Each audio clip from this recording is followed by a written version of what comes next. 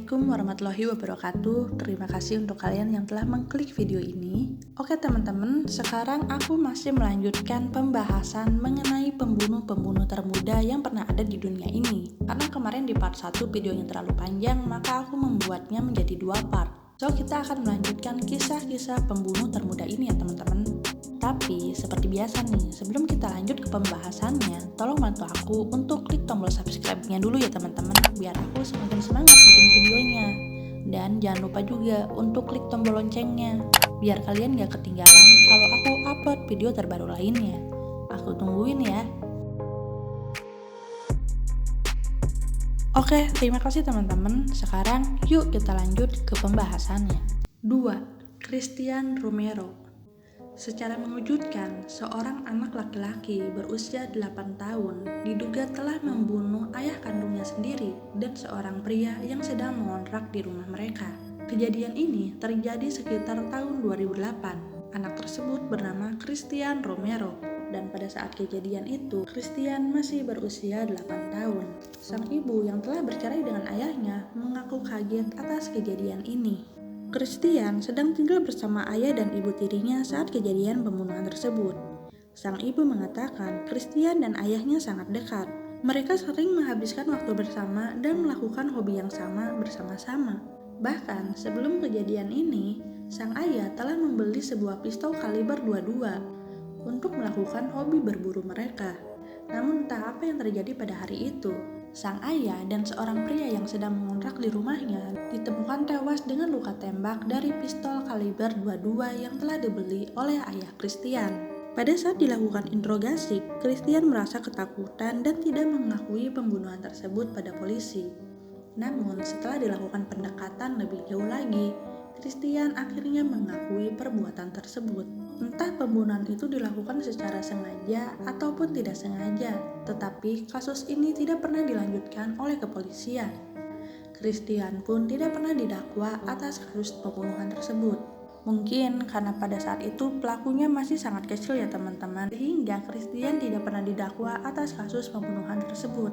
Christian hanya dirumahkan di bawah pengawasan pengadilan tinggi Page County. Kondisi psikologisnya pun dicek dan dilakukan evaluasi kesehatan mental. Banyak rumor yang beredar, Christian melakukan pembunuhan tersebut karena sang ayah tidak mengizinkannya mengikuti acara Halloween. Namun, sang ibu tidak setuju dengan rumor tersebut. Ia mengatakan Christian adalah anak yang normal dan tidak akan melakukan hal-hal yang seperti itu. Teman-teman Christian pun mengaku tidak pernah melihat ada sesuatu yang salah dengan Christian. Christian terlihat normal dan biasa-biasa saja di mata teman-temannya. Di tahun 2015, Christian pun mendapat rekomendasi dari petugas masa percobaan Page County untuk bersekolah di sekolah umum. 3. Mary Bell. Mary Bell adalah seorang anak perempuan yang lahir pada tahun 1957 di Inggris. Ia terlahir dari seorang ibu yang berprofesi sebagai wanita malam. Masa kecil Mary memang tidak beruntung. Ibunya pun menikah lagi dengan seorang pria. Ketika ibunya menikah lagi dengan seorang pria, ia seringkali mengalami kekerasan dan pelecehan seksual. Bahkan, sang ibu sempat beberapa kali ingin membunuh Mary. Hal itulah yang kemungkinan besar membuat Mary bisa melakukan hal-hal yang sangat keji di usianya yang masih sangat kecil. Diketahui sejak usia 11 tahun, Mary telah melakukan 2 pembunuhan keji. Pembunuhan pertamanya dilakukan pada seorang anak laki-laki bernama Martin. Mary menyekik Martin hingga meninggal dunia. Namun, karena tidak ada bekas apapun yang ditinggalkan Mary di tubuh Martin, membuat polisi sulit mengidentifikasi penyebab kematian Martin. Beberapa hari setelah membunuh Martin, Mary sempat membuat surat bahwa dialah yang bertanggung jawab atas pembunuhan Martin. Tapi, siapa juga yang percaya anak sekecil itu bisa melakukan hal keji? Karenanya, surat tersebut hanya dianggap sebagai lelucon. Setelah pembunuhan Martin, beberapa waktu kemudian, terjadi pembunuhan lagi yang sangat mengenaskan nih teman-teman. Bahkan bisa dibilang pembunuhan tersebut di luar nalar manusia. Pembunuhan itu terjadi pada Brian, seorang anak laki-laki yang usianya masih 3 tahun. Dan lagi-lagi Mary adalah pelakunya. Namun kali ini Mary tidak melakukannya seorang diri. dia dibantu oleh teman dekatnya yang bernama Norma. Tidak hanya melakukan pembunuhan pada Brian, Mary pun meninggalkan jejak bertuliskan huruf M di perut Brian. Dia menyayat perut Brian menggunakan gunting yang dibawanya. Tidak hanya di perut, Brian pun mendapatkan luka sayatan di kakinya. Yang lebih mengerikannya lagi teman-teman, Mary memotong alat kelamin Brian dengan gunting pada saat itu. Aduh, semoga pada saat kejadian Brian tidak merasakan sakit ya teman-teman.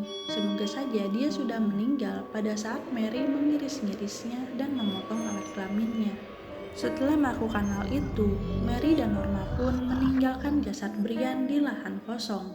Pada pembunuhan yang kedua ini, akhirnya polisi bisa menemukan bukti-bukti yang pelakunya mengarah pada Mary. Pada tahun 1968 di bulan Desember, Mary dan Norma pun berhasil ditangkap. Namun saat di persidangan, Norma mengaku kalau dirinya diancam untuk melakukan hal tersebut oleh Mary. Kalau Norma tidak mau mengikuti apa yang diperintahkan oleh Mary, maka Mary akan membunuh Norma. Bahkan Norma juga mengaku untuk meminta Mary menghentikan penyiksaan pada Brian pada saat itu. Namun Mary tidak mendengar. Karena pengakuan tersebut, Norma pun akhirnya dibebaskan. Sementara Mary sendiri dihukum selama 12 tahun penjara atas perbuatannya. Mary mengaku membunuh anak-anak tersebut hanya untuk kesenangan pribadinya saja. Wah, gila banget gak sih teman-teman?